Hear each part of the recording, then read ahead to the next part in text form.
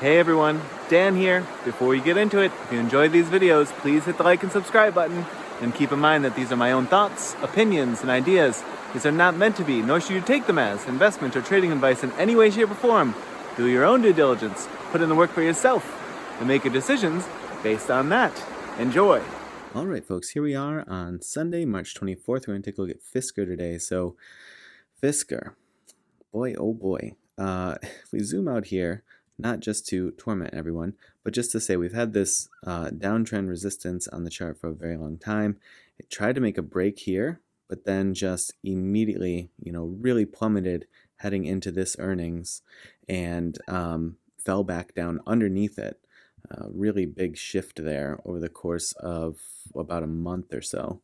And then we thought maybe it was going to be able to break free in I think it was actually in this range over here, because it looked like it was potentially putting in a nice curl off of that 52 level and was breaking through the resistance. But then what happened is it immediately got hit with a minus 33% day. I don't exactly recall what that catalyst was, if that was earnings or if that was something else. There's been so much bad news. We'll talk about that in a minute. Surprisingly, it didn't get drawn back down into this yet, but it is doing that thing that I sarcastically call, it's treating it just as downtrend support right now. So you have the same outcome, just bleeding stock price, and it just happens to be slightly outside of this downtrend resistance as opposed to underneath it. But, all in all, it's basically the same sort of situation. So here we are all the way down very close at the moment to all-time lows, and there's just like bad news story after bad news story after bad news story.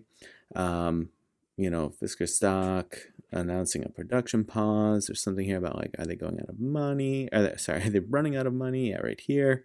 Just all sorts of just bad news item after bad news item, and so it's that certainly isn't helping anything.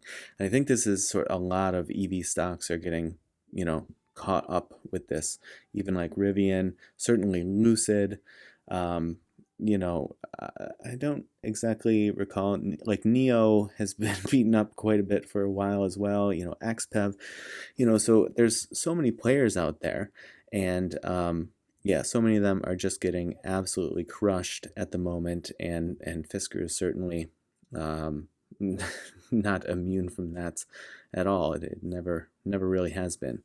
Now the Thinkorswim side of things, here's that crazy fall off that we were just talking about. That spent a lot of time out of the lower bound of the channel, and then it came in, tested the mid-range, and just got shoved right back out the lower bound of the channel. So that's just common indicative of more bearish momentum needs to be exhausted before anything else can happen. And here we are, just again, most recent attempts to get back into the channel. First of all, barely make it into the channel at all. Second of all, use the wave cloud or the actual lower bound of the channel itself as resistance.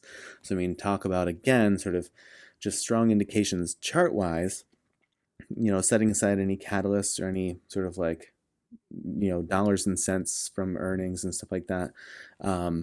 Just from a chart perspective, that's typically screams, more momentum needs to be exhausted in whatever direction it is. Obviously, in this direction, it's down. The histogram here is showing bearish momentum just continuing to pick up again. We had this very brief, very near the baseline bullish blip on the histogram, and it's just been wave after wave after wave of bearish momentum. So, obviously nothing can happen without it at least being able to get back into the channel. Right now, it's sort of like it's been thrown out of its house, and they changed the locks. It's like what it looks like at the moment for the channel. Certainly, with all of these news items that are hitting, I can't imagine that it's instilling much or any confidence in retail or whomever to sort of jump in and buy at this price. And so, short of some catalyst happening, this is sort of an instance where I don't really see, without a catalyst getting the price back to a place where the chart can start to matter again, I don't see it really playing a significant role, being the chart. So I know this is a weird thing to say in a chart analysis video, but I'm not saying it couldn't ever be applicable again, but I'm just saying at this level, absent some bullish catalyst or some cascade of bullish catalysts that get it back on its feet, instill some confidence, and get folks interested in buying in, you know, it would need to get back up into some of these ranges in order for this chart to sort of be able to play any meaningful role in my mind. So weird way to end this chart video. I don't know if or when we'll check back in on Fisker again. I've done it a few times. Folks ask for it periodically. I don't exactly know why.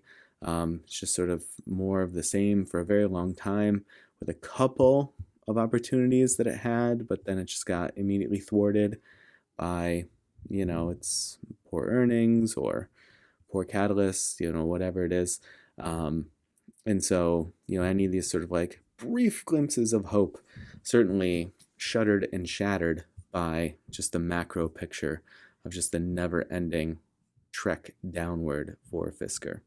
So we'll see what happens, but you know, if news items pop up and it seems like it could make a meaningful difference, you know, definitely let me know. I think that Fisker was the one that had this news about partnerships with I think it was thousands of dealerships in the US to be able to sell the cars or something. If I'm, you know, not placing that on the wrong company. So I don't know if that will result or if that will sort of like bear any fruit in the long term or not, but we'll see. All right. I hope that you all are enjoying your weekend, and as always, I appreciate you watching, and I will see you in the next video.